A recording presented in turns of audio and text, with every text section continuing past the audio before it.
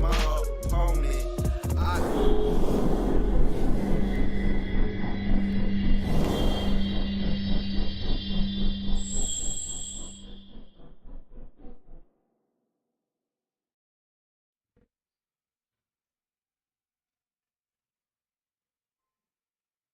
All right, I say shalom to everybody. Shalom, shalom, all Israel. Shalom, shalom, Shabbat, shalom. All right. So not a nice spring day. Spring is in the air. Everything is blossoming and blooming, bringing forth, like the scripture says, Abib, to bring spring forth. All right. So I can say shalom. Before I start my class, I'm head straight into Psalms 74. But today's subject is going to be about Joseph and Israel in Egypt. All right, that's going to be today's topic. Joseph and Israel in Egypt. All right, because that's a very important part of our history when Joseph was in Egypt and Israel was in Egypt, and what transpired while he was down in Egypt before he led up to the slavery. Okay, so we're going to start with Psalm 74 chapter. My reader, my brother, Yahweh, King Yahweh. All right, Psalm 74. Reading from the book of Psalms, chapter 74, verse 1. O Yahweh, why hast thou cast us off forever? That's the question David was asking, right? Because David foreseen what was going to happen to his people. So he's asking the Most High, why did you cast us off forever? Continue. Why doth thine anger smoke against the sheep of thy pasture? Why are you so mad and angry with Israel? Why? Why is your anger smoke against the sheep of thy pasture? Because the Most High was angry with us, man. What the Most High did to us, man, you would think, what kind of God would do that to his people? But the Most High was mad, he was angry with us, and he was fed up with us. I would too, because we are hard people, man. We rebellious, we wicked. We wicked, man. I'm telling you, as a people, we rebellious, stubborn, we could be hateful, all right? We could be revengeful, vindictive, you name it. We could be all the above, especially when it comes to our own people, all right? So that's why they was asking, why are you so angry against the sheep of thy pasture? Go ahead. Remember thy congregation, which thou hast purchased of old. So he said, remember your congregation which you have purchased of old. Remember your people. All right, continue. The rod of thine inheritance. The rod of thy inheritance, because we're the Most High inheritance. Go ahead. Which thou hast redeemed. Which thou hast redeemed, because the Most High is going to redeem us. All right, go ahead. This Mount Zion, wherein thou hast dwelt. This Mount Zion, wherein thou hast dwelt. And the Most High loves Mount Zion above all the cities. Mount Zion is that place. Okay? You always hear the Rastaman say, Zion, in Mount Zion. Zion, but it's not talking about Ethiopia, Zion. It's talking about Jerusalem in Mount Zion. Mount Zion's in Jerusalem, not Ethiopia. Okay? Get this thing straight. All right? You talk about Mount Zion, Zion, but it's not in Ethiopia. Okay? Continue. Lift up thy feet unto perpetual desolations, even all that the enemy hath done wickedly in the sanctuary. Right, so that's what they did to Jerusalem. Jerusalem has been destroyed and wrecked. Now you have imposters in Jerusalem. This is what David is saying. So some people, so I see why the Rastaman say, nah, Israel can't be Mount Zion, because you have devils in Jerusalem in Mount Zion today. But when it was occupied by the people of the Most High, that was the true Mount Zion. So David said, now the enemies is in Mount Zion. All right? The enemies is ruling in Mount Zion. They have Mount Zion as their city and rejoicing over it. Continue. Thine enemies roar in the midst of thy congregation. See? And the enemy is roaring in the midst of the Most High congregation. Continue. They set up their ensigns for signs. Yeah, they set up their own flag, their own everything. They set up their own ensigns. So about the Jewish people. Ani Yahudi. Our homeland. Set themselves up in our land, claiming to be the people of the Most High. Yahudi. We're Yahudi. We suffered. We suffered in Germany. We suffered worldwide. And they set up their ensign in our land, boasted. When the state of Israel was established in 1948, that America aids them with billions of dollars every year, non-stop, round the clock. That aid have never stopped. Okay? They get so much military aid, economical aid, scientific aid. That's welfare. But they don't call it welfare. Right. And they're still getting it, and they won't cut them off from that. Now they have been established. Should it be time to cut them off from getting all that money? Right. Over 70 years, they've been getting billions of dollars. How much more are they going to get? That shows you they're all in league together to keep the lie and the conspiracy going. That's right. To teach that they're the Jewish people. Right? But the Most High is going to destroy it. He's going to destroy that fallacy very soon. Okay? Since 1948 and before that, they've been getting military aid, economical aid. They came out and said that Israel gets $10 billion, and it's probably more than that, a year in economical assets. Okay? $10 billion a year. Can you imagine that? And it's probably more. They're probably just telling you what they want you to know, but it's probably way more than that.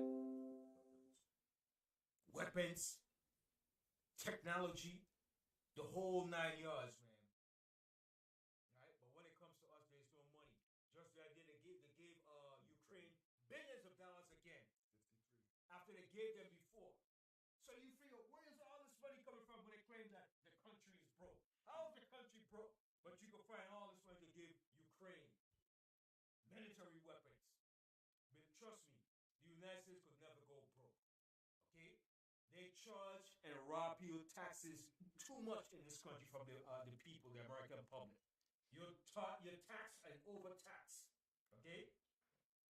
Businesses, bridges and tunnels, the MTA, all right? All these big corporations bring in billions to the country. You understand? Into the state of New York. This country could never go broke. The only way to tell you it goes broke because somebody is directing the funds somewhere else. But it could never go broke. Never. Too much money is being made every day. While you sleeping, money is being made in this country. Round the clock, 24 hours, money is being made. But they will tell you that there's no money. All right? But don't believe the hype. Okay? Continue. Verse 5. A man was famous according as he had lifted up axes upon the thick trees. Right. So a man became famous upon the thick trees. They cut down all the trees in Jerusalem. When the Romans came in and sacked and destroyed Jerusalem, they chopped and they cut down. They poured salt all over the field. They destroyed everything. Every stone and wall came down. Okay? When the Romans came to destroy Jerusalem, they came on a mission. When the Babylonians destroyed it, the same thing too. But the Romans did worse. All right? The Romans, when they came in, they destroyed. Because Jerusalem is a fruitful and a fertile country. And what they did, they poured salt all over the entire land to cause it to be barren. Okay?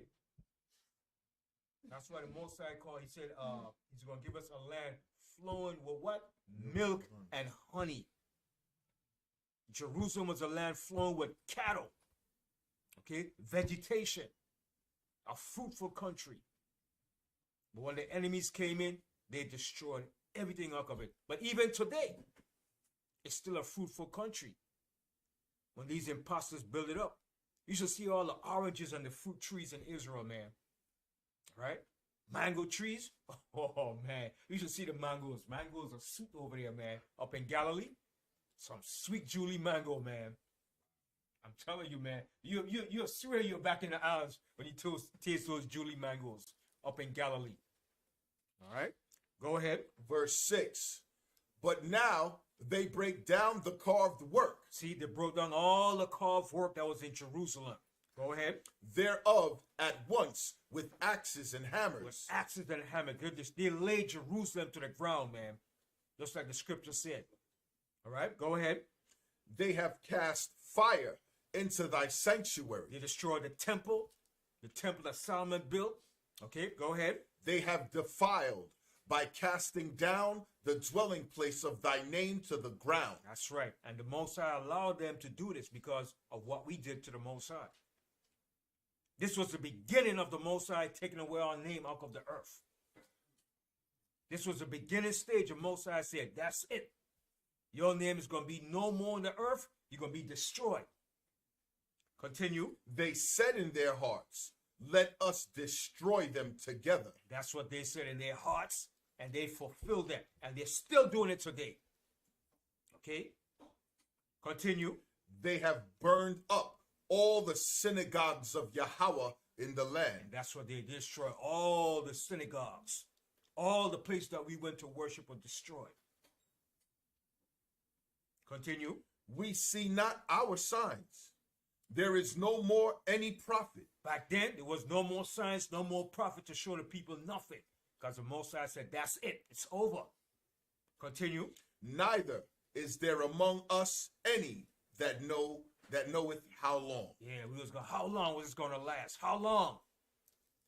And it lasted a long time, man. Okay? From 70 AD to now 2022, it's over 2,000 years. Right? Over 2,000 years. Continue. O Yahweh, how long shall the adversary reproach? Shall the enemy blaspheme thy name forever? That's the question David is asking. Shall the enemy blaspheme your name forever? How long are they going to continue to blaspheme your name? But everything has its time. Everything has to run its course. Just like we have to run our course with our punishment. All right? Continue. Why withdrawest thou thy hand, even thy right hand? Pluck it out of thy bosom. See what David is asking the Most High? You see what he's asking him? Why withdrawest thou thy right? Why are you holding back, Most High? Pluck it out, man, and destroy the enemies. He's asking the Most High to destroy them. But in due time, the Most High is going to hear those prayers. Read that verse again. Why withdrawest thou thy hand? Why are you holding back your hand, Most High? Don't hold it back, man. Bring forth your hand of wrath. Go ahead. Even thy right hand. Pluck it out of thy bosom. Take it out of your bosom. Don't hold it there, Most High. Go ahead.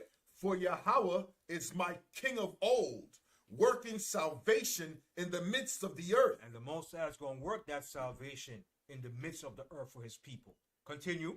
Thou didst divide the sea by thy strength. Thou breakest the heads of the dragons in the waters. Thou breakest the heads of Leviathan in pieces. Right. And gavest him to be meat to the people inhabiting the wilderness. And that's what he did. He gave the Leviathan meat to Esau when he was up in the caves to eat. Okay? That's what he used to eat. Look at the mother and father's skulls. Okay? Go ahead. Thou didst cleave the foundation and the flood. Thou driedest up mighty rivers. Excuse me. Thou didst cleave the fountain and the flood. Thou driedest up mighty rivers. The day is thine. The night also is thine. Thou hast prepared the light and the sun. So David said, the day is thine, the night also is thine. Thou hast prepared the light and the sun. Most High is a power that did these things. Go ahead. Thou hast set all the borders of the earth. Thou hast made summer and winter. See, the Most High made summer and winter. Okay, not no scientists. The Most High made summer and winter by the seasons. Okay, go ahead. Remember this, that the enemy hath reproached, O Yahweh, and that the foolish people have blasphemed thy name. Yeah, and that's what the foolish people have blasphemed the Most High name. And they're still blaspheming the Most High name. Mother Nature. She. There's no God. Okay? And they've been blaspheming the Most High name for a long time. But the Most High said he's long-suffering, man. And when the Most High is ready to get loose, he's going to get busy, man. Go ahead. Oh, deliver not the soul of thy turtle dove unto the multitude of the wicked. Mm-hmm. Forget not the congregation of thy poor forever. See how David was pleading with the Most High? See how our forefathers pleaded to the Most High for our people, man? David said, oh, deliver not the soul of thy turtle dove unto the multitude of the wicked. Don't give us over to the wicked, man. Okay? And forget not the congregation of the poor forever. The Most High hasn't forgotten us. He just punished us. Okay? Go ahead. Have respect unto the covenant, for the dark places of the earth are full of the habitations of cruelty. Mm-hmm. Oh, let not the oppressed return ashamed. Let the poor and needy praise thy name. And that's who's going to praise the Most High name. The poor and the needy is going to praise the Most High. Okay, go ahead. Arise, O Yahweh, plead thine own cause. Remember how the foolish man reproacheth thee daily. And that's what they're doing. They're reproaching the Most High daily. The foolish man reproaches the Most High daily. Continue. Forget not the voice of thine enemies.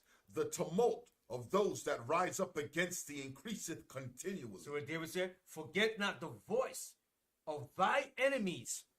Okay? The tumult of those that rise up against thee increaseth continually. So David is asking the Most High not to forget, okay, but to remember his people and to remember what the enemy has done. All right? And the Most High is going to remember all these things, and he's going to bring all these judgment upon our enemies. All right? Selah. Okay, so let's go into our subject matter. Joseph and Israel in Egypt. Because you have a lot of Egyptologists, black Egyptologists. I'll tell you that Egypt, that Joseph was never in Egypt, Israel was never in Egypt, which is a lie. They don't want to tell you that because it will expose all the lies and falsity that they've been teaching for centuries. Okay? And the reason why they did this, because they understood what the Most High did to Egypt. They realized that it was a power that destroyed Egypt and brought Egypt down. And they don't want to give that recognition to the Most High or to acknowledge that the children of Israel did exist. All right? But the children of Israel did exist because Egypt would have never been what it have been if it wasn't for Joseph and Israel. All right? And if Israel didn't exist, then that means the Hyksos never did existed. Who are the Hyksos? Anybody know who are the Hyksos?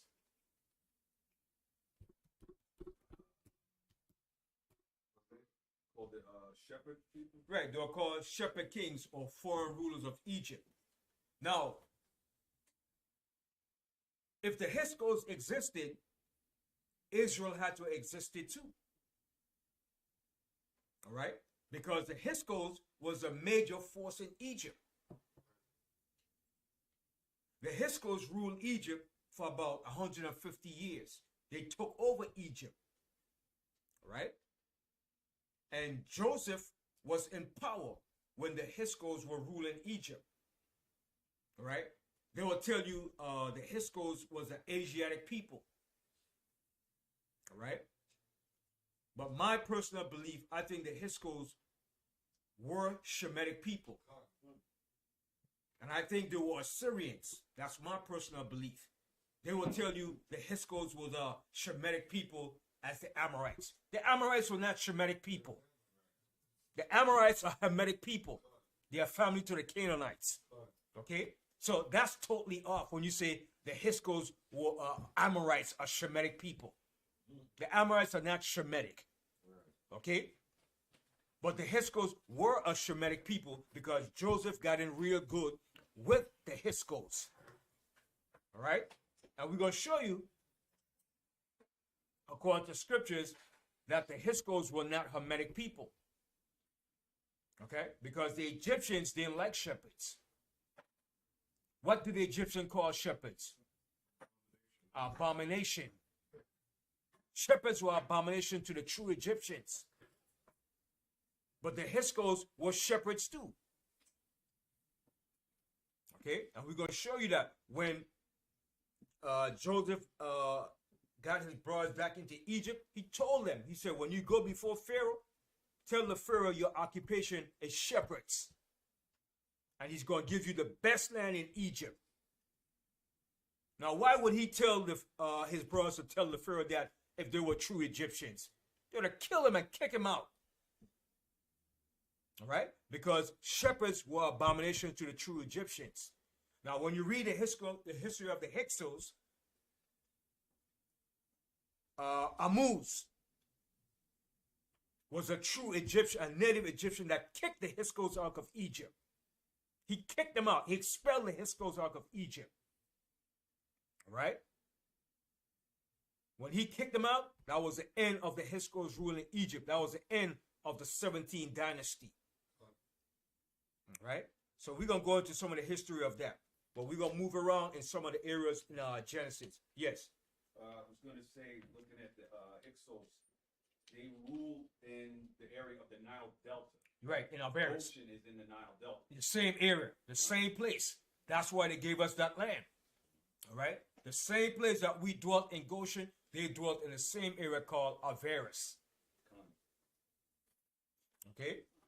So let's go to Genesis, the 41st chapter. And we're going to show you here in the beginning part. When there was a famine in Egypt, the Hyksos was ruling. But when the Hyksos was ruling, they took on the same Egyptian customs. Just like every nation that invaded Egypt, they took on the Egyptian customs. Even the Greeks did it too. Okay? The Persians, the Libyans, all right? The Cushites, the Nubians did it too. They took on the Egyptian customs. The Assyrians, when the Assyrians went down and invaded Egypt, they took on the Egyptian customs. All right? So that's what the Hyksos did. They took on the Egyptian customs. Okay, let's go to Genesis 41. So it's the top. Genesis 41. We're not going to read the whole chapter. We're going to start here from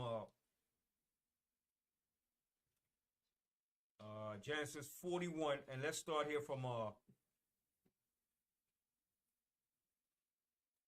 let's start from the 14th verse, and we're going to jump around. Genesis 41 and 14. Reading from the book of Genesis, chapter 41, verse 14. Then Pharaoh sent and called Joseph, and they brought him hastily out of the dungeon. So this was not a native Egyptian Pharaoh. This was a Pharaoh of the Hyksos. All right? Continue. And he shaved himself. See, now he shaved because that's what the Egyptians did. They shaved. The Egyptians didn't wear beards. They shaved. So the Hyksos took on that same custom. All right? So what the Egyptians would do, they'll put on a fake beard. Okay? They shave their beards off. That's what the white man get that custom from, shaving the beards from. All right? Even the Muslim, Farrakhan, and them practice that same crap. Oh, you got to see smooth shaving.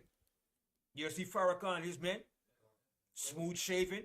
They got that from the Egyptians too. Okay? But all Shemitic people wore beards. The Assyrians, the Persians, the Syrians, the Moabites, the Ammonites. All of us wear beards. That's a Hebrew custom. That's a Hebrew culture. But the Egyptians, shave that thing off. Smooth shaven. And put on a fake beard. Okay, go ahead. And changed his raiment, and came in unto Pharaoh. So he came in unto Pharaoh, which was a Hyksos Pharaoh. Continue. And Pharaoh said unto Joseph, I have dreamed a dream, and there is none that can interpret it. And I have heard say of thee that thou canst understand a dream to interpret it. Right. So he heard the fame of Joseph, because while he was in prison, the butler and the different men told him about Joseph, how he could interpret dreams. So he said, I haven't had a dream. I want you to interpret this dream. All right? Because the Most High was bringing a serious famine in Egypt. Continue. And Joseph answered Pharaoh, saying, It is not in me. Yahweh shall give Pharaoh an answer of peace. So Joseph said, it's not in me, but it's the Most High that's going to give you the answer. Continue. And Pharaoh said unto Joseph, in my dream, behold, I stood upon the bank of the river, and behold, there came up out of the river 7 kine. What river was this? Right, the Nile River. Okay? The Egyptian call it the Itiru. That's the name of the river, the Itiru. Okay, go ahead. Fat-fleshed and well-favored, and they fed in a meadow. And behold, 7 other kind came up after them, poor and very ill-favored, and lean-fleshed, such as I never saw in all the land of Egypt for badness. So when he saw this, he was like, what kind of dream is this? What is this? He knew it was something of an ominous vision, but he couldn't interpret or understand what it was. Because remember, a kings understand certain things that regular men don't understand. Because remember, the Most High said in the scripture, it's for you, O king, to know what? To interpret certain and know certain things. All right? So when he saw this, he was worried about this dream and this vision. Continue. Verse 20. And the lean and the ill-favored kind did eat up the first 7 fat kind. And when they had eaten them up, it could not be known that they had eaten them up, that they had eaten them. But they were still ill-favored, as at the beginning. So I awoke, and I saw in my dream, and behold, 7 ears came up in one stalk, full and good. All right. So now that's the years of plenty, plenteous. All right. In abundance. Continue. And behold, 7 ears withered thin and blasted with the east wind, sprung up after them. And that's going to be the time of famine and dearth. Nothing. Okay, continue. And the thin ears devoured the 7 good ears. And I told this unto the magicians, but there was none that could declare it to me. So not even the magicians could have interpreted that dream. They was dumbfounded. Well, we don't know, Pharaoh. We can't interpret this dream. All right. So not even Satan was giving him an answer. Okay, go ahead. And Joseph said unto Pharaoh, the dream of Pharaoh is one. Yahweh hath showed Pharaoh what he is about to do. See, and the Most High said, the Most High is going to show you, Pharaoh, what he's about to do. Now, the Most High was doing what? The Most High was paving the stage and the whole theater for Joseph and Israel. All right? In the land of Egypt. The Most High was preparing that stage for us. Continue. The 7 good kind are 7 years, and the 7 good ears are 7 years. The dream is one. And the 7 thin and ill-favored kind that came up after them are 7 years. And the 7 empty ears blasted with the east wind shall be 7 years of famine. 7 years of famine. Can you imagine that? 7 years of famine. That's not easy. 7 years of famine, no food. That means you have to prepare yourself before that 7 years famine and have all your food in storehouses. I mean, the ground can't grow no food. There's no water. There's nothing. That's a serious thing, man. Okay? Continue. Verse 28. This is the thing which I have spoken unto Pharaoh. What Yahweh is about to do, he showeth unto Pharaoh. So the Most High said what he's about to do, he's going to show Pharaoh. Continue.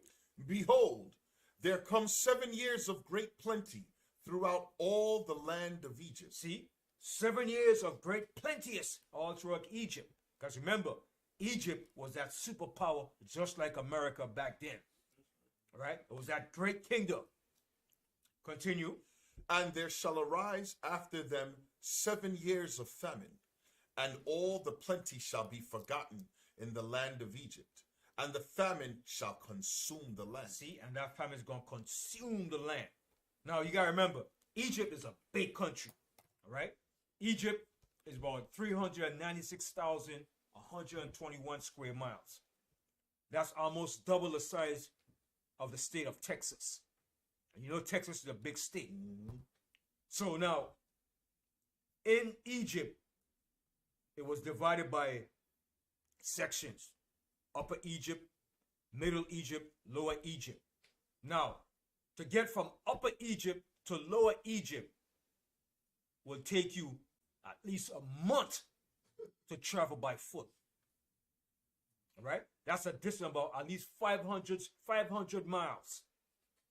500 miles is from here to where? Let me see if y'all can figure it out. 500 miles roughly is from here to about close to North Carolina. Yeah. Now you driving, that's how many hours? 9, 10. About 9, 10 hours. Figure it out. So if you're walking, that's how big Egypt is. From one part, from the upper to the lower part. That's a big country. So that's why when Joseph and them were ruling, they were up in the lower parts of Egypt. Then you had the upper part, which is down south. Then you had the middle kingdom. So it took about a month for information and news to travel back and forth. If you ride on a donkey or a horse or a camel. Okay? Imagine that. Okay, so continue. Verse 31, reading out of the book of Genesis, chapter 41. And the plenty shall not be known in the land by reason of that famine following, for it shall be very grievous. And for that the dream was doubled unto Pharaoh twice. It is because the thing is established by Yahweh. The Most High established that. It was established by the Most High. The Most High was signifying, and he was doing this for a purpose. Continue. And Yahweh will shortly bring it to pass. And it came to pass. It did come to pass. Continue. Now therefore, let Pharaoh look out a man discreet and wise, and set him over the land of Egypt. And so the Most High setting the whole scenario for Joseph, and Joseph was going to be this man. He was going to be that man in Egypt. All right? Joseph was the first of our fathers to ever rule in a dynasty or a kingdom upon the face of the earth. And it wasn't no ruler greater than Joseph when he ruled in Egypt. All right? Continue. Verse 34. Let Pharaoh do this, and let him appoint officers over the land, and take up the 5th part of the land of Egypt in the 7 plenteous years. So there's no preparing for that. Preparing. In the time of plenty, you prepare. All right? Continue. And let them gather all the food of those good years that come, and lay up the corn under the hand of Pharaoh, and let them keep food in the cities. And you see in the storehouses. They had storehouses. All right? That they kept store food in it. All right? What they call silos today in America. All right? Where you store food, corn, and different crops. It was the same thing back in Egypt. Continue. And that food shall be for store to the land against the 7 years of famine. See? And that food is going to be for the land against 7 years of famine. Continue. Which shall be in the land of Egypt, that the land perish not through the famine. And the thing was good in the eyes of Pharaoh, and in the eyes of all his servants. And Pharaoh said unto his servants, Can we find such a one as this? Can we find such a one as this is? A man in whom the spirit of Yahweh is? And that counsel and wisdom came from Joseph that he gave Pharaoh. So Pharaoh said, man, can we find such a one as this is, a man in whom the spirit of the Most High is? Because Joseph gave him great wisdom and understanding how to prepare for themselves. All right, continue.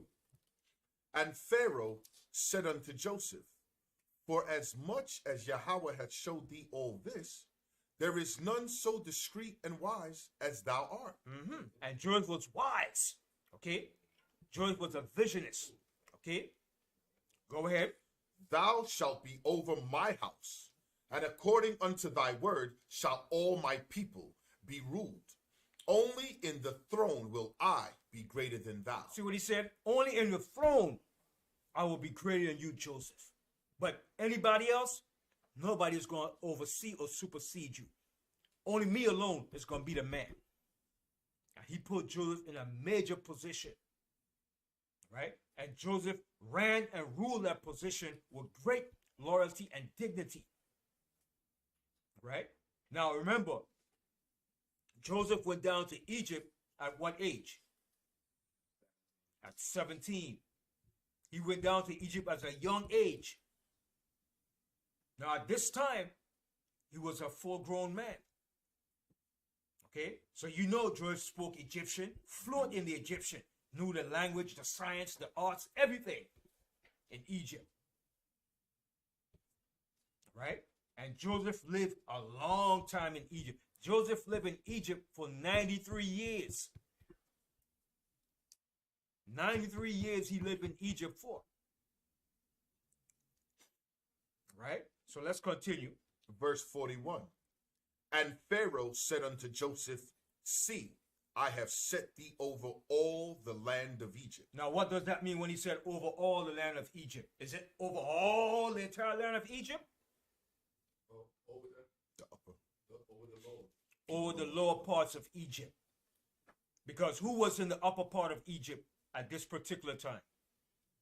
The real Egyptians. The real Egyptians were in the upper part of Egypt. They were known as the Thieves, Thebes, the Thieves Dynasty under Ammuz. Okay? That was the 17th dynasty of Egypt. The Thieves Dynasty was ruling Upper Egypt. And the H.O.D.C with Joseph had the lower part of Egypt, which is up north. Okay? So you don't get confused. The lower part of Egypt is up north, and the upper part of Egypt is down south. Now, down south, you also had, who was down south with the Egyptians down there? The Nubians. Their biggest rivals. The Nubians, which were Cushites, were right next door to them. And that's who they always had conflict with. Enslaved them, robbed them of their gold, took their gold. Okay? That was the Egyptians' biggest rivals, the Nubians. Okay? So Nubia was down south to Upper Egypt. Continue. Verse 42. And Pharaoh took off his ring from his hand and put it upon Joseph's hand, and arrayed him in vestures of fine linen. Fine linen, which was white. Egypt was famous for its fine linen and its cotton. You ever heard of Egyptian cotton? They had one of the best cotton. In one of the movie, I think it was showing you this guy, he was a drug dealer. He said, you want to kill me? You want to kill me? Come, give me to me. And he starts something with a pick. And he said, yeah, man, I got the finest Egyptian cotton, man. He was acting like a Dominican gangster. Right? So Egypt is famous for their fine linen and cotton that they have in Egypt. One of the best. All right? So Pharaoh adorned Joseph in the fine linen of Egypt. Go ahead. And put a gold chain about his neck. And put a gold chain on his neck. A solid gold chain. Solid gold that probably came from Nubia. Okay? So back then, we were famous for wearing gold. It's nothing new. Just like we like wearing gold today too. So you can imagine Joseph on the throne, sitting there wearing a solid gold chain, just chilling, passing out the decree, telling the Pharaoh, boom, boom, what's next? And you know Joseph ran that thing smoothly, man, with wisdom. Understand? It wasn't like Joseph was these black politicians today. He wasn't like that. These black politicians today is only about themselves and greedy. Okay, continue. Verse 43. And he made him to ride in the second chariot which he had. See, and the H.O.D.C had the best chariots that they brought into Egypt. They brought some highly advanced chariots and weapons into Egypt. That's how they was able to take down Egypt, because they brought advanced weapons, weaponry, and chariots into Egypt. All right, continue. And they cried before him, bow the knee. And he made him ruler over all the land of Egypt. See, and he made him ruler over all the land of Egypt, which is the lower part of Egypt. Okay, continue. And Pharaoh said unto Joseph, I am Pharaoh, and without thee shall no man lift up his hand or foot in all the land of Egypt. Because a Pharaoh was like a god. He was a supreme ruler of Egypt. The supreme ruler. Whatever he said, let it be said and let it be done. He had the final word in anything that goes on in Egypt. Continue.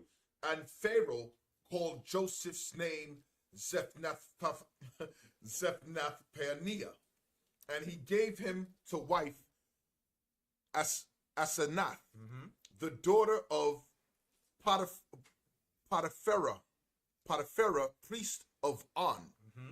And Joseph went out over all the land of Egypt. But now, even Joseph's fame went out all over all Egypt, even Upper Egypt too, his fame. Okay? Because the Pharaoh that came from Upper Egypt, they knew about the H.O.D.C. But they couldn't overthrow the H.O.D.C at that time yet. Because why? They were still battling with the Nubians. And the H.O.D.C were very powerful when it came to warfare. So it wasn't that time yet to expel the H.O.D.C. So they knew about the H.O.D.C.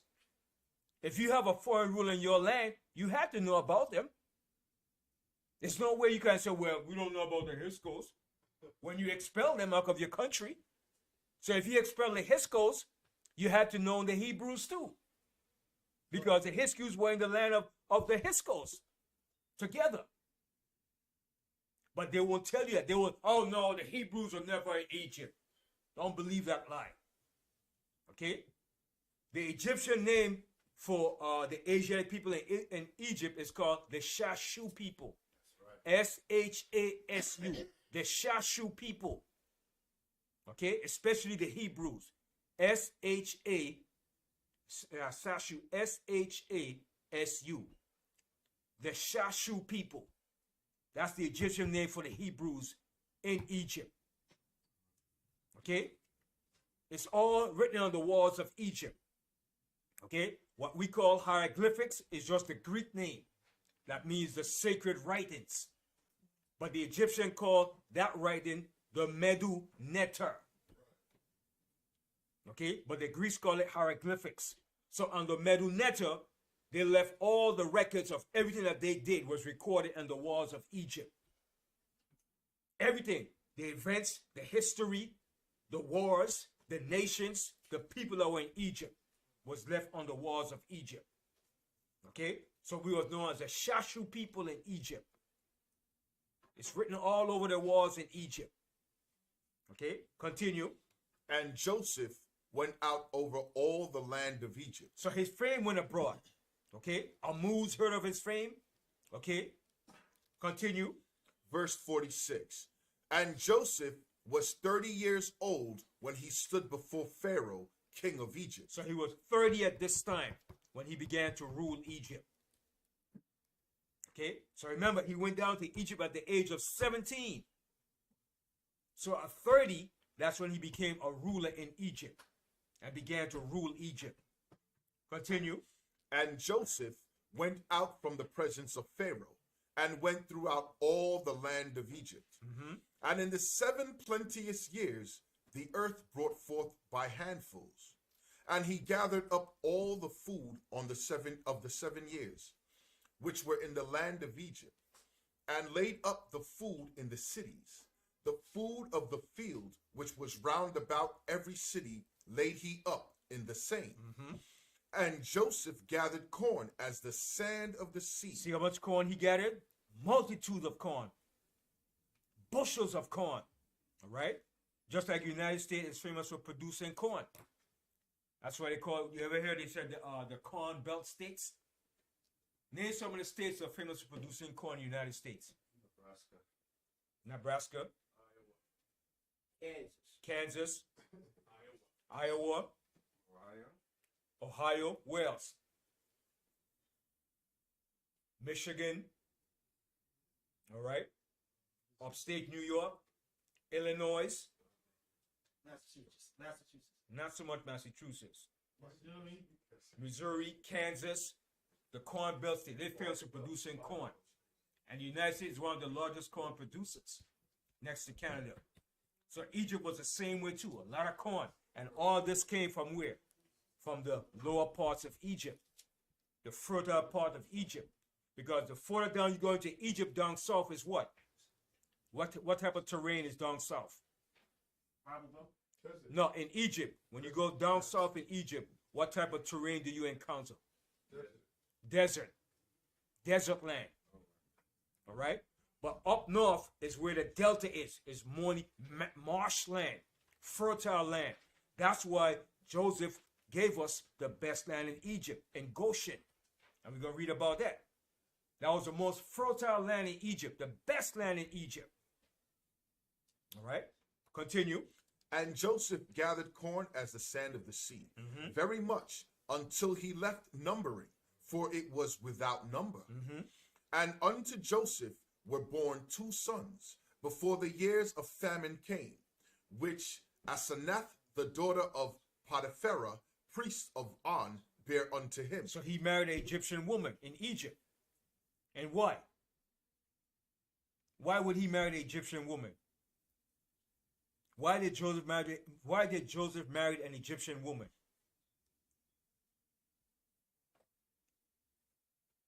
Y'all know the answer. Think. Y'all know the answer. Yeah. To consolidate the power. Huh? To consolidate the power. To consolidate the power, he said.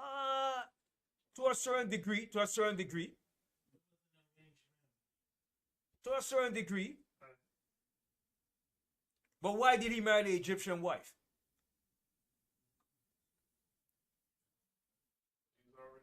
He was already in Egypt living all those years. So where you gonna get his wife from? He was already there living there all those years. He already been there for 30 years already. So it's more natural that's where you're gonna get his wife from. You understand? He ain't gonna go back over into the land of Canaan. He was already in Egypt living all those years. I remember he spent his entire life in Egypt. He died in Egypt. And his families didn't come down yet. Didn't come down yet. You understand? He didn't make known to his family, his brethren, who he was. Because everybody thought he was dead. All right? Continue. Verse 51. And Joseph called the name of the firstborn Manasseh.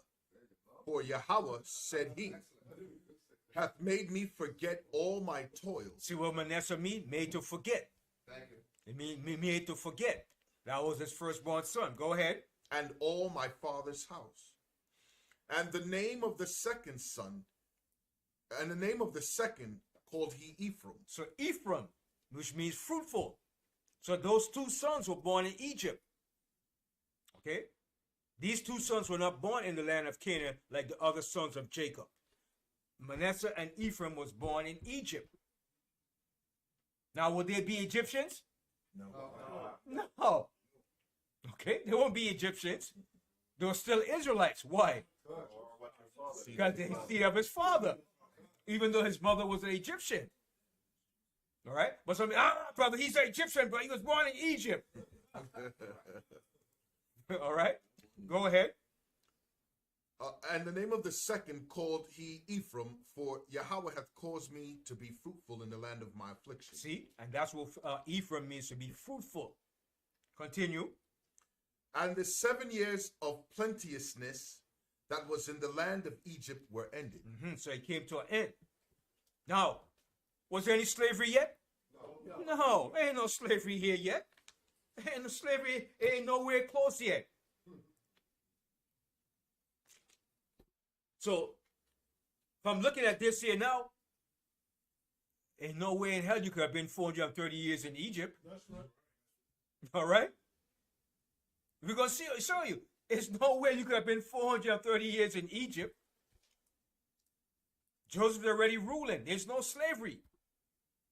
Continue. And the 7 years of dearth began to come, according as Joseph had said. And the dearth was in all lands, but in all the land of Egypt there was bread. See, but there was bread in Egypt. So there was a famine in the land of Canaan. There's a famine all over the earth. But Egypt had bread. Okay, go ahead. And when all the land of Egypt was famished, the people cried to Pharaoh for bread. And Pharaoh said unto all the Egyptians, Go unto Joseph. Hey, don't cry to me. Go to Joseph. He's a man. Go to him. All right, go ahead. What he saith to you, do. What he said to you, you do. Okay, and if you didn't do it, you're going to put to death if you didn't do it. Because whatever Joseph said was solid gold. Continue. And the famine was over all the face of the earth. And Joseph opened all the storehouses and sold unto the Egyptians. And the famine waxed sore in the land of Egypt. So now, you see now. So when you get to Exodus, right? And it said, there arose a new king that knew not Joseph. How could he not know Joseph? When all this frame of what he did was in Egypt. But what the scripture is saying, when he said he did not know Joseph, he didn't regard Joseph. He didn't give a damn what he did. That's what it means. I'm the new Pharaoh. I'm the new Pharaoh in Egypt now. I'm changing everything. What I said is going to be my new decree and policy. But he knew Joseph because, like I said, the Egyptian kept records on the walls of Egypt known as a medu neter. Everything was recorded and put down there, what went down in Egypt. Okay? They knew Joseph, but he didn't give a damn because he had his own plan when he kicked out the H.O.D.C. You Hebrews here in Egypt, you living good? Okay, it's time to pay the price now. You going to slavery. We don't like you because they didn't like us. The Egyptians didn't like us, okay? Get that in your thick skulls. They didn't give a damn about us. They didn't care about us. Okay? They fed us to the alligators too. That's right. Just like it did in America too. That's why he said, when it was a male child, cast him in the Nile River. Why was he cast in the Nile River? So the crocodiles could eat him. Okay? Let's continue reading on. And all countries came into Egypt to Joseph. All countries came into Egypt to Joseph. The Canaanites, the Hittites, the Assyrians, all countries that was in that era came down to Egypt for food. Mesopotamia, okay? The rulers of Babylon, okay? What's his name? The one that made those similar to 10 Commandments in Babylon. What's his name? Hammurabi. All these people came down to Egypt too. The Hammurabi Code. All the people that was up here in Palestine and that Fertile Crescent, they all came down to Egypt because Egypt traded with Mesopotamia. Do you know that stuff that the Egyptians put under their eye, that black stuff called coal? That came from Mesopotamia. They traded with the people in Mesopotamia for that. It's like a camouflage you put under your eye to protect your eye from the sun. All right, even the football players put it on. In baseball, the Egyptians were the first used that, and they got that from the people of Mesopotamia. They traded with the people from Mesopotamia for that. All right, Egypt did a lot of trading with different countries. Okay, a lot of ideas that Egypt had too came from the Shemitic people that came down to Egypt too. So that coal, I think it's KOHLL, that they put under their eyes to protect them from the sun because Egypt was hot. That came from the people from Mesopotamia, up in Mesopotamia. All right? And the gold, you know the gold, where did Egypt get their gold from? From Nubia, from the Nubians. All right? Continue. And all countries came into Egypt to Joseph for to buy corn, because that the famine was so sore in all lands. Mm-hmm. Continue. Continue, yeah. Chapter 42, reading out of the book of Exodus. Now when Jacob saw that there was corn in Egypt. Now when Jacob saw there was corn, because it was a famine in the land of Canaan. So Jacob said, listen, man, there ain't no food here. Even the food that Jacob had wasn't enough. So Jacob told his sons, listen, man, look, y'all got to go down to Egypt. So now, was Egypt a strange country to us? No. Egypt wasn't a strange country to us. We knew about Egypt. Abraham went down to Egypt. Isaac went down to Egypt. So it wasn't strange to us. All right? Go ahead. Jacob said unto his sons, why do ye look one upon another? Yeah, so they were looking like, yo, Dad, ain't no food, man. What we gonna do, man? So you know when you're trying looking for you for food, and you're looking like, and you hear Belly go, and Belly start talking, you're like, yo, don't look at me. I ain't got no food. All right, go ahead. And he said, behold, I have heard that there is corn in Egypt. So he heard there was corn in Egypt. But little did he know, he didn't know Joseph was the man that was controlling and running that operation in Egypt. Little to his surprise. All right, continue. Get you down thither. He said, go down to Egypt, man. Go down to Egypt and get some food, man. Okay, go ahead. And buy for us from thence, that we may live and not die. Mm-hmm. And Joseph's 10 brethren went down to buy corn in Egypt. Mm-hmm. But Benjamin, Joseph's brother, Jacob sent not with his brethren. For he said, lest peradventure mischief befall him. So Jacob said, nah, I'm not sending Benjamin. I already lost one son. No, you stay here with me. You're the youngest. All right, continue. And the sons of Israel came to buy corn among those that came, for the famine was in the land of Canaan. See, the famine was in the land of Canaan too. Continue. And Joseph was the governor over the land. See, and Joseph was the governor. Joseph was the man running things in Egypt. Okay? So Joseph would be like who Joseph would be like who today? What black representative would be a big shot in America today? Who's a black governor today? Who?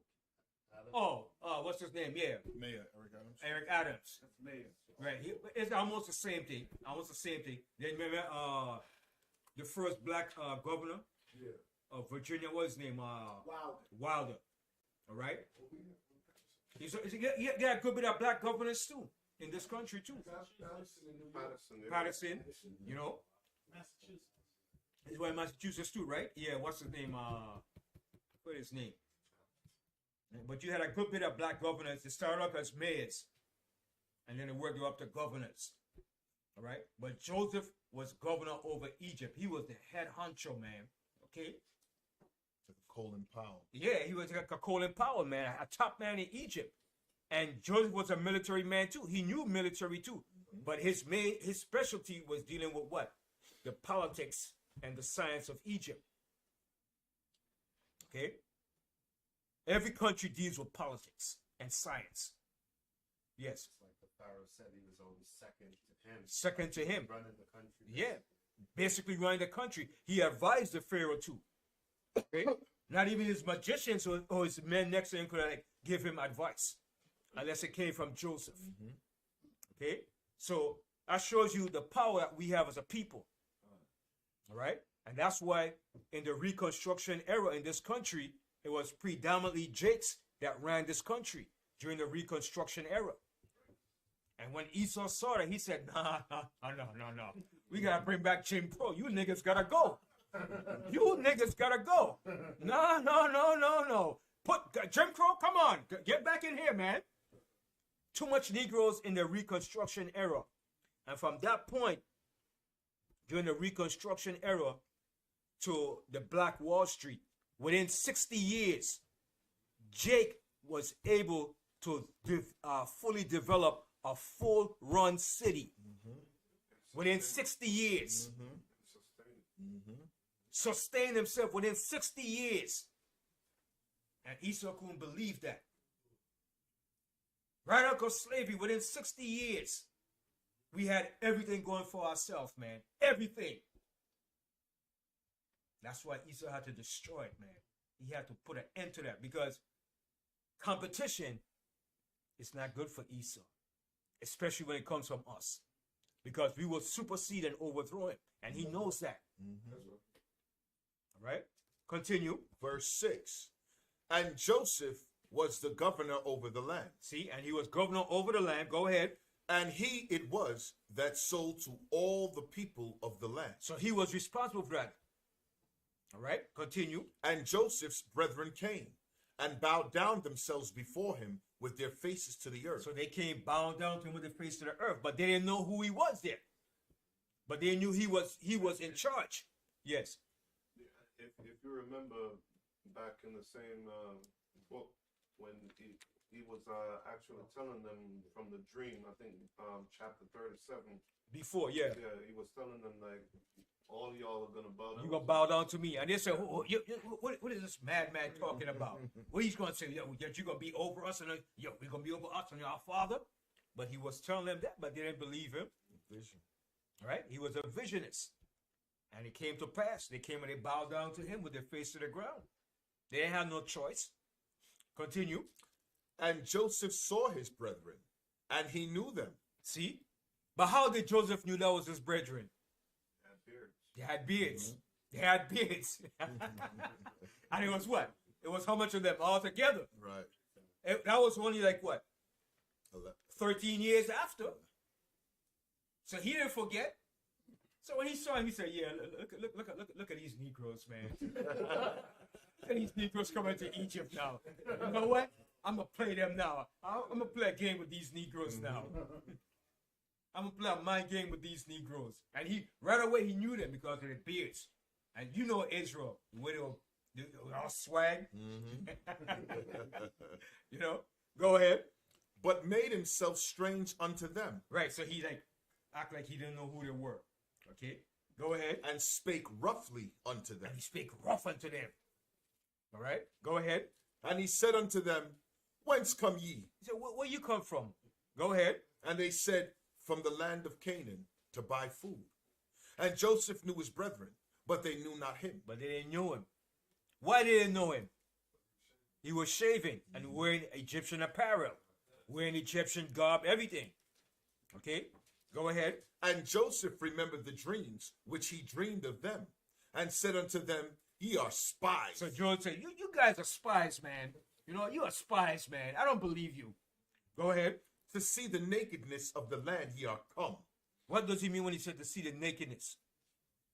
See the condition that it was. Right, to see the condition that Egypt is in now, a deplorable state. Right. All right, go ahead. And they said unto him, Nay, my lord, but to buy food are thy servants come. We are all one man's sons. We are true men. Thy servants are no spies. And he said unto them, Nay, but to see the nakedness of the land ye are come. So Joseph said, nah. You guys are spies, man. You come to see what Egypt looked like now so you could take advantage of it. All right, go ahead. And they said, Thy servants are 12 brethren. So now they're fessing up now. They're telling everything now. They're telling everything before Joseph now. Go ahead. The sons of one man in the land of Canaan.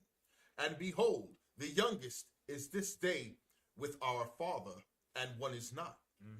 And Joseph said unto them, That is it that I spake unto you, saying, Ye are spies. Oh, I'm sorry. And Joseph said unto them, That is it that I spake unto you, saying, Ye are spies. Joseph said, you are spies, man. Joseph said, I don't want to hear that. You guys are spies, okay?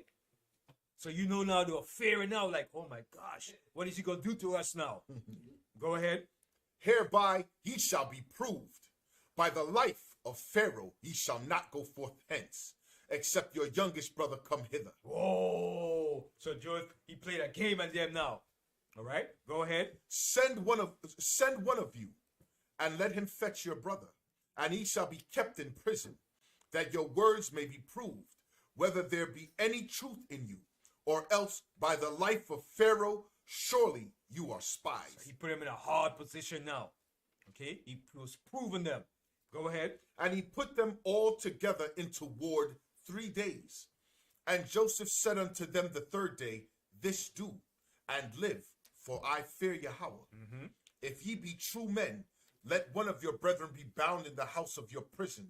Go ye, carry corn for the famine of your houses. But bring your youngest brother unto me, so shall your words be verified, and ye shall not die. And they did so. And they had no choice. Now they're going back to bring a report back to their father Jacob. All right, go ahead. And they said one to another, we are verily guilty concerning our brother, in that we saw the anguish of his soul when he besought us, and we would not hear.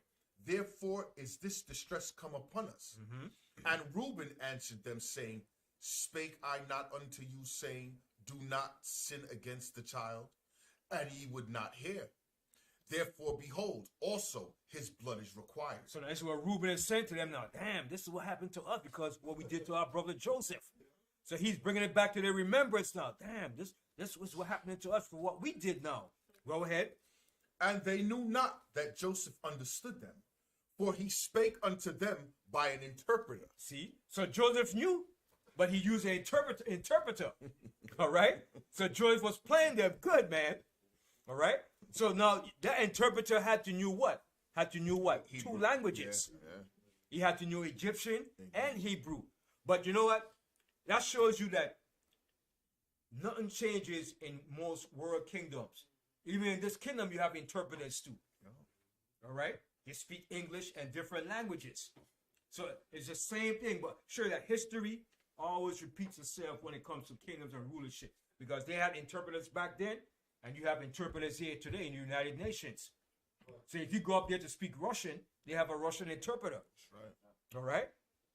That shows you how I show you that kingdoms back in the past weren't stupid neither. They had intellect and wisdom too. All right? Go ahead. Verse 24. And he turned himself about from them and wept, and returned to them again, and communed with them, and took from them Simeon, and bound him before their eyes. Then Joseph commanded to fill their sacks with corn, and to restore every man's money into his sack, and to give them provision for the way. And thus did he unto them. And they laded their asses with the corn, and departed thence. And as one of them opened his sack to give his ass provender in the inn, he espied his money, for behold, it was in his sack's mouth. So Joey put money into the sack. Right? He put extra money in there. He put the money that belongs to Pharaoh in there. So by you putting Pharaoh's money in there, that's a problem. You're in trouble because that seemed like you what? That you stole it. You're stealing. So Joseph set them up. All right, go ahead. And he said unto his brethren, my money is restored, and lo, it is even in my sack. And their heart failed them, and they were afraid, saying one to another, what is this that Yahweh hath done unto us?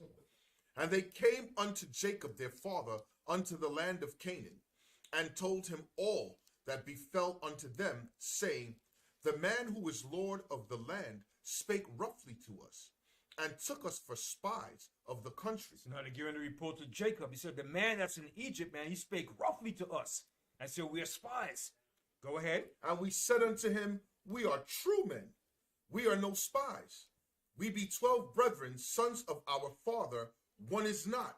And the youngest is this day with our father in the land of Canaan. And the man, the Lord of the country, said unto us, hereby shall I know that ye are true men.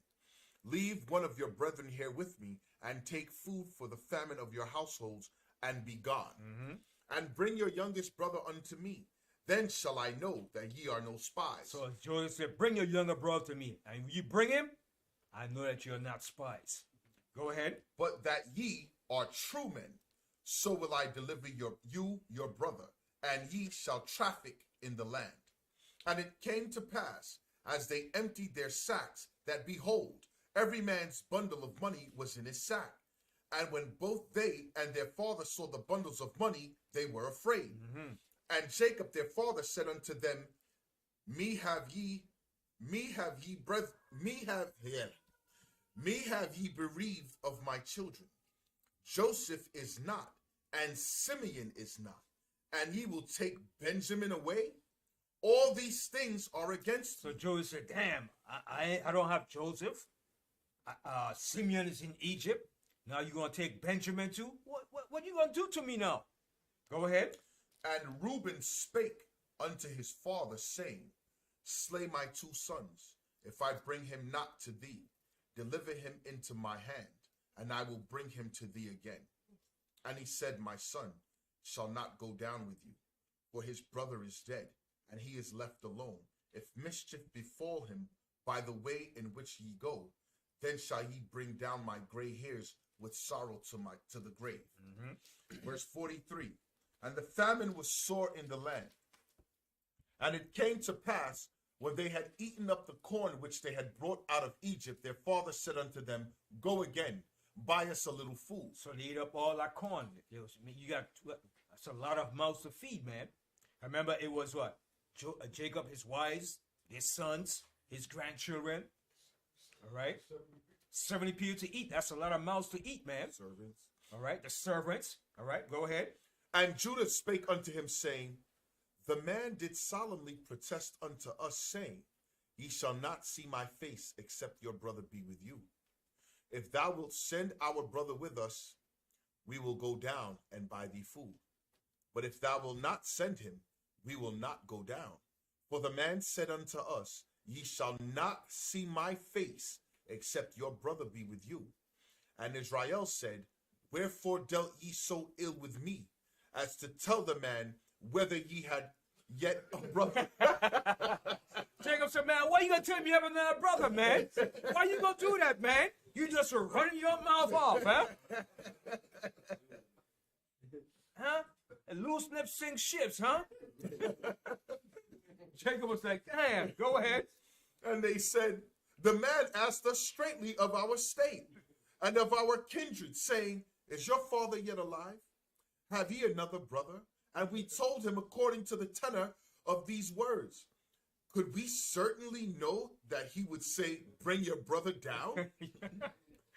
And Judah said unto Israel his father, Send the lad with me, and we will arise and go, that we may live and not die, both we and thou, and also our little ones. I will be surety for him. So Judah said, listen, I'll take the rap, man. Put this on me, okay? I'll take the rap if anything goes down. Go ahead. Of my hand shalt thou require him, if I bring him not unto thee and set him before thee. Then let me bear this blame forever. You see that? Go ahead. For except we had lingered, surely now we had returned this second time. And their father Israel said unto them, If it must be so now, do this. Take of the best fruits in the land in your vessels, and carry down the man a present, a little balm, and a little honey, spices and myrrh, nuts and almonds. See, he took it in as a gift, man. All these were precious things that was needed back then. Money was good, but all these things here, balm, honey, spices and myrrh, and almonds and nuts, these were precious good stuff, man. Yeah. So, if the famine was going on up there, I guess these things He were preserved. He had them preserved. Yeah. Because remember, Jacob even had prepared himself for the famine too. So he had whatever he had left preserved. He said, take these down to the Pharaoh. Okay. All right. Verse 12. And take double money in your hand, and the money that was brought again in the mouth of your sacks, carry it again in your hand. Peradventure, it was an oversight. Take also your brother, and arise, go again unto the man. And Yahweh Almighty give you mercy before the man, that he may send away your other brother and Benjamin. If I be bereaved of my children, I am bereaved. He said, man, so be it. Let it be done, man. Okay, go ahead. And the men took that present, and they took double money in their hand, and Benjamin, and arose up, and went down to Egypt, and stood before Joseph. And when Joseph saw Benjamin with them, he said to the ruler of his house, Bring these men home, and slay, and make ready, for these men shall dine with me at noon. Right. So, why was Joseph so impressed in seeing Benjamin? Because that was his only brother by his mother's Yeah. side. Right. That's Right. right. That's right. And he wanted to see him. And when he saw him, he was like, oh, man. All right. Yeah. He also asked them if their father was alive too. Yeah. Like they should have been able to see like this. Right. Yeah. Yeah. But he was playing them. You know what I mean? And he was like getting back to them. He was playing a psychological game with them too. Yes. As soon as he threw them off by saying that they were spies, Yeah. They started confessing like, oh man, he's gonna punish us. He's gonna do us in, man. Yeah. He was playing a mind game with them, man. All right. Go ahead. And the man did as Joseph bade. And the man brought the men into Joseph's house. And the men were afraid because they were brought into Joseph's house. And they said, because of the money that was returned in our sacks at the first time are we brought in, that he may seek occasion against us and fall upon us and take us for bondmen in our asses. And they came near to the steward of Joseph's house, and they communed with him at the door of the house, and said, O sir, we came indeed down at the first time to buy food.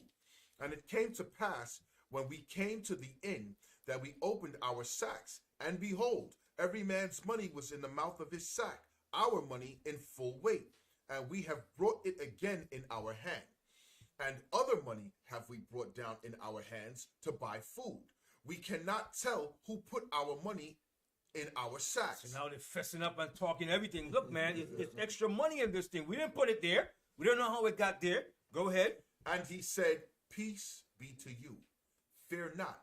Your power and the power of your father hath given you treasure in your sacks. I had your money. And he brought Simeon out unto them. So he brought out Simeon. So he's sure he was a man of his word. All right, go ahead. And the man brought the men into Joseph's house and gave them water. And they washed their feet. And he gave their asses provender. And they made ready the present against Joseph. And they made ready the present against Joseph. Came at noon. For they heard that they should eat bread there. And when Joseph came home, they brought him the present which was in their hand into the house, and bowed themselves to him to the earth. And he asked them of their welfare, and said, Is your father well? The old man of whom he spake, is he yet alive? Right. So is he yet alive? So they asked, he's inquiring about his father. Go ahead. And they answered, Thy servant, our father, is in good health. He is yet alive. And they bowed down their heads and made obeisance. And he lifted up his eyes and saw his brother Benjamin, his mother's son, and said, Is this your younger brother of whom ye spake unto me? And he said, God be gracious unto thee, my son. And Joseph made haste, for his bowels did yearn upon his brother. And he sought where to weep. And he entered into his chamber and wept there. Right, so he couldn't hold it back no more. He couldn't hold back the tears, so he went in the chamber to cry. And I said, when he saw his brother, that's strong brotherly love, man. All right, he couldn't hold in those tears no more, man. Tears just running down, man. All right, go ahead. And he washed his face and went out and refrained himself and said, Set on bread. And they set on for him by himself, and for them by themselves, and for the Egyptians which did eat with them by themselves, because the Egyptians might not eat bread with the Hebrews, for that is an abomination unto the Egyptians. See, it's an abomination to the Egyptians. Okay, they hated us, man. They looked on us like idiots. That's what they saw us as, man. All right, go ahead. And they sat before him, the firstborn according to his birthright, and the youngest according to his youth. And the men marveled one at another. And he took and sent messes unto them from before him. But Benjamin's mess was 5 times so much as any of theirs. And they drank and were merry with him. All right. So we're going to continue this another time. We're going to end this here. Show you what transpired in Egypt. All right. So remember, all what this was taking place while Joseph was in Egypt. Joseph was in that 17th dynasty. All right. This was the 17th dynasty of the H.O.D.C ruling Egypt. But the slavery didn't come until what dynasty? The 18th dynasty. So now, while this was being transpired, was there any slavery here yet? No slavery. All right. All right. So with that, I say shalom, and we're gonna continue this the next following week, and we're gonna go more into the history of it. Shalom. Shalom.